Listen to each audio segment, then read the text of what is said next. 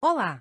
Este é o canal Resumo de Livros Libertários. Hoje a gente vai fundo num clássico, um livro que, nossa, mudou muita coisa no pensamento político, O Leviatã, de Thomas Hobbes. Exatamente.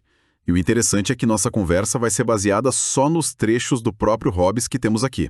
Isso, a missão é, então, desvendar a essência desse livro gigante a partir do que ele mesmo escreveu. Basicamente, tentar entender o núcleo das ideias dele, né? Sim, porque ele defendia um poder absoluto, como ele enxergava o ser humano, assim, na sua essência. E o que sobrava de liberdade pra gente nesse sistema todo, né? É uma pergunta importante. Preparem-se, porque Hobbes não é fácil, às vezes é até meio desconcertante, mas é fundamental para entender muita discussão política que veio depois. Com certeza. Aquela comparação do Estado com um homem artificial, Leviatã, criado para nossa proteção, é poderosa. Vamos começar a desembalar isso, então. Por onde a gente começa? Acho que pela visão dele sobre nós, né? A natureza humana. Perfeito. É a base de tudo para ele. Hobbes nos descreve como seres movidos por paixões. Desejo, medo, esperança, tá tudo lá. E tem aquela ideia forte de uma busca constante por poder, né? Que ele diz que só acaba com a morte. Exato. O impulso sem fim. E ele dá uma dica logo no começo, que acho genial. Lê-te a ti mesmo. Ah, sim. Quer dizer, se a gente entende nossas próprias motivações, a gente consegue, sacar as dos outros também. Isso. É um ponto de partida bem introspectivo, na verdade. E falando em motivações, e a questão do bom e do mal? Como ele via isso? Então, para Hobbes, na ausência de um Estado, de um poder comum, esses termos são totalmente relativos.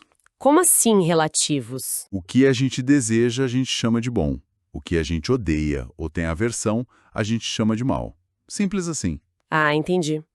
Não tem uma moralidade universal vinda da natureza das coisas, então.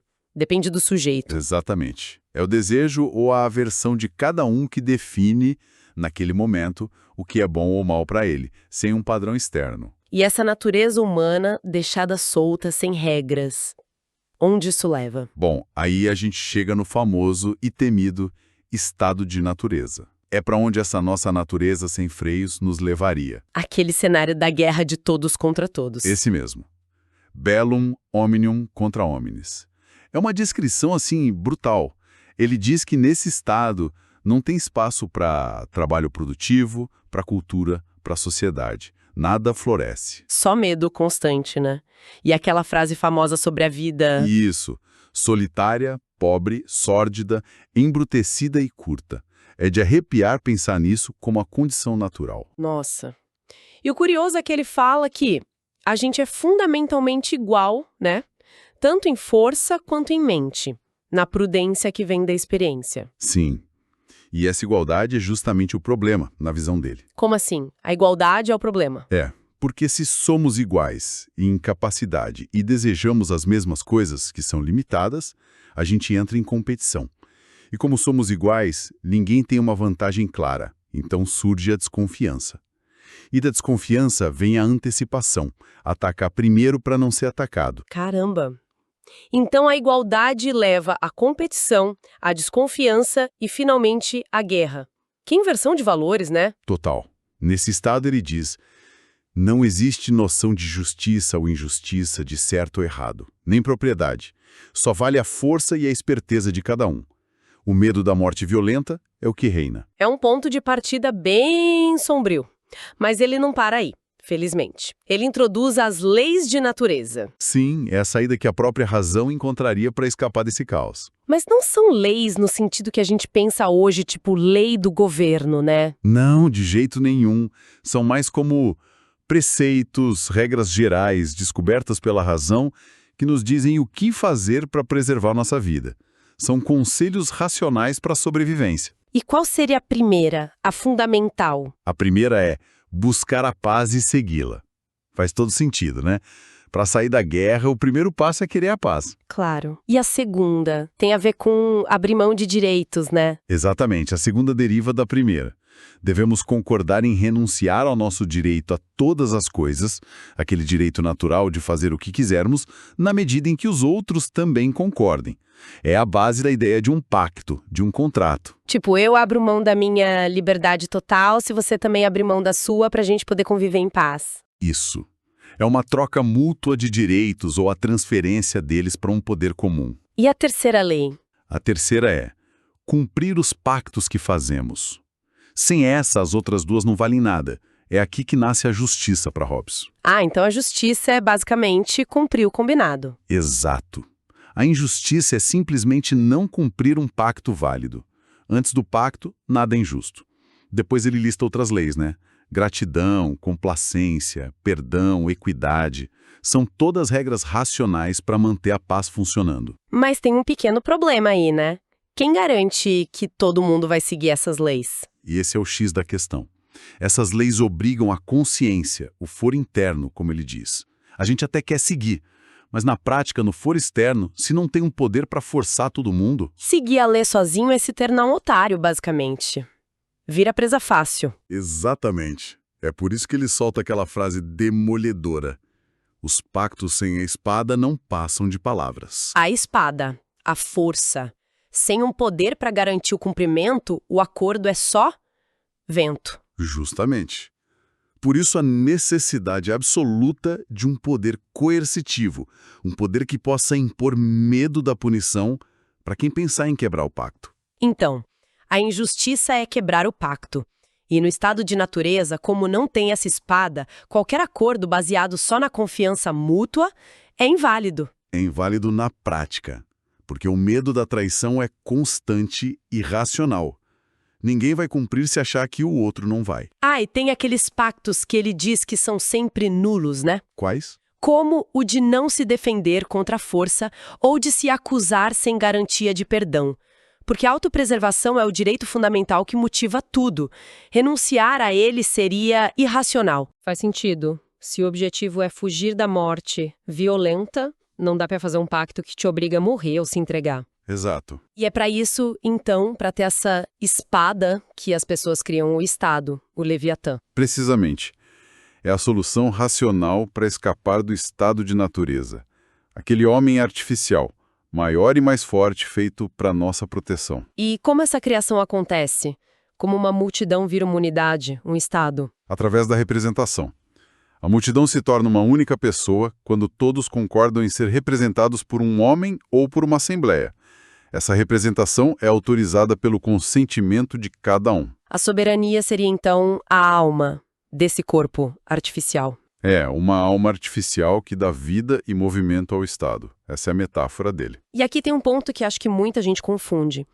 O pacto que criou o Estado não é entre o povo e o governante. De jeito nenhum. Esse é um erro comum, mas Hobbes é claríssimo.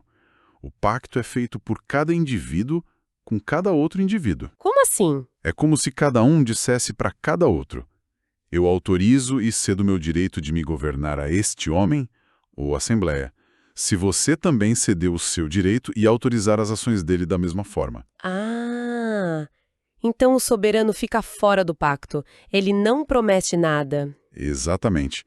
Ele não é uma das partes que contrata.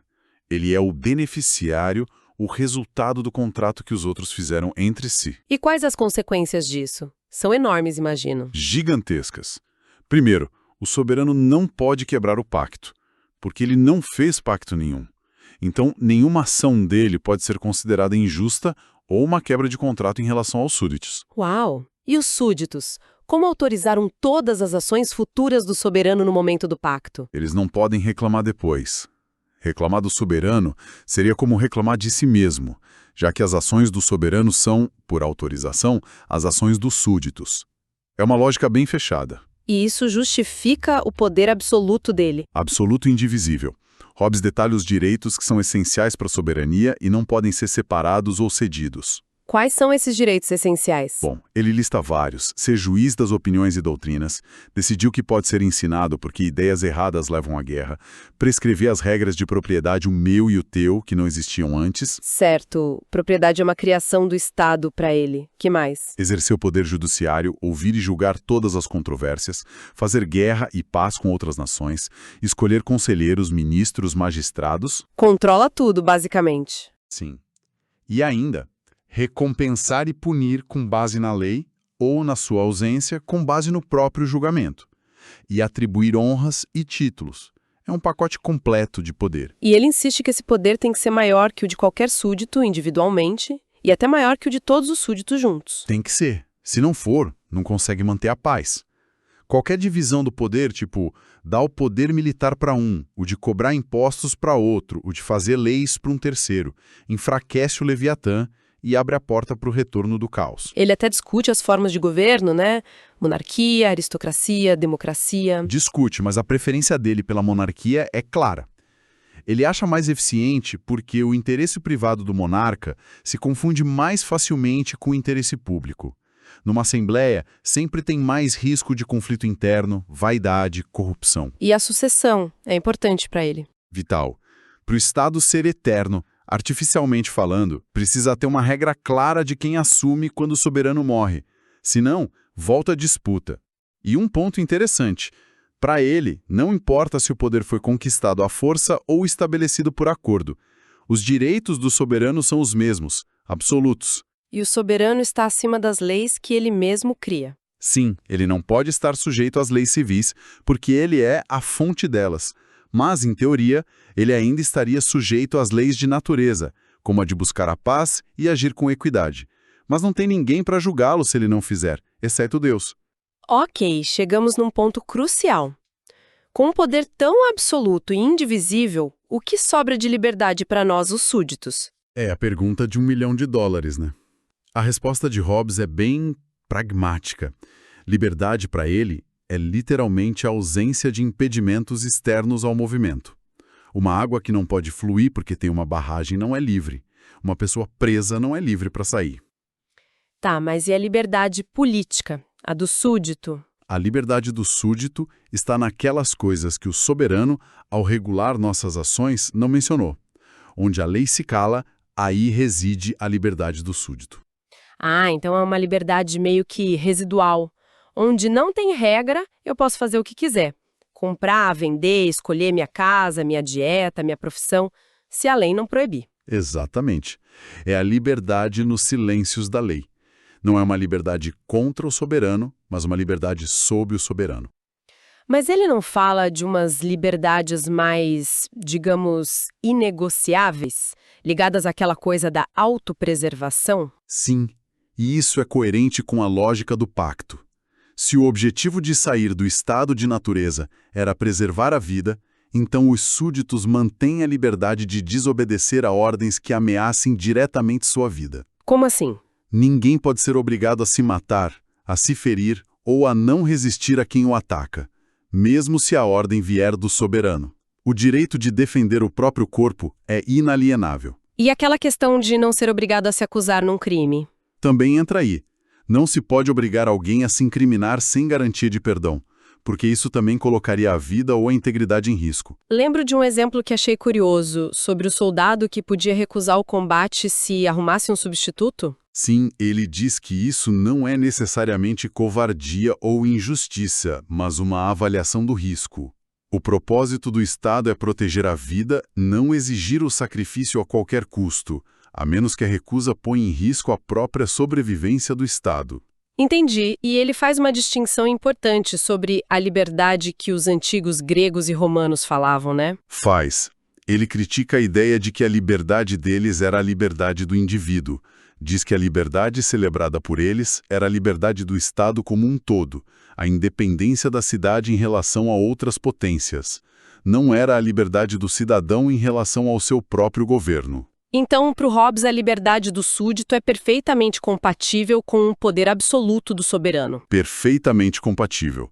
Você pode ter um poder ilimitado do governante e ainda assim os súditos terem liberdade em todas as áreas não reguladas pela lei e manterem o direito de não se autodestruírem. E essa obrigação de obedecer ao soberano, ela dura para sempre? Não necessariamente, ela dura enquanto o soberano tiver poder para proteger os súditos. Lembra, a base do acordo é proteção em troca de obediência. Ah, então se o soberano perde essa capacidade... A obrigação cessa. Se ele renuncia ao governo ou se é derrotado numa guerra e não pode mais proteger seus súditos ou se é banido e perde os meios de governar, as pessoas ficam livres da obrigação. E aí? Voltam para o estado de natureza. Basicamente. Sim. Ou ficam livres para buscar proteção em outro soberano ou para se protegerem como puderem. A lealdade está atrelada à proteção efetiva. Entendido. É uma lógica bem direta. Proteção em troca de obediência quase total. Agora tem uma parte enorme do Leviatã fala de religião. Por que se dedicou tanto a isso? Porque no tempo dele, e ele sabia disso muito bem, a religião era uma fonte gigantesca de poder e principalmente de conflito. As guerras civis na Inglaterra tinham um componente religioso fortíssimo. Ele queria evitar que a religião dividisse o Estado. Exatamente.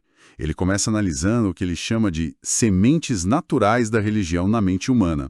Curiosidade sobre as causas, ansiedade sobre o futuro, ignorância que leva a imaginar agentes invisíveis. E o medo, né? O medo do desconhecido, do poder desses agentes. Sim, o medo, a devoção ao que se teme, a busca por sinais e presságios para tentar controlar o futuro.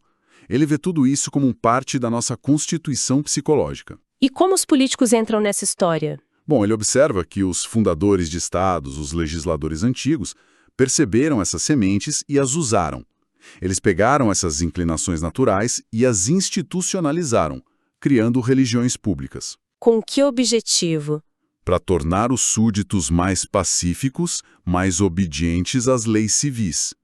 Moldaram crenças sobre deuses, rituais, recompensas e castigos divinos, tudo para reforçar a ordem social, a religião como instrumento político. E qual a solução dele para evitar que a religião cause guerra civil no Estado que ele propõe, no Leviatã? A solução é radical, mas coerente com o resto.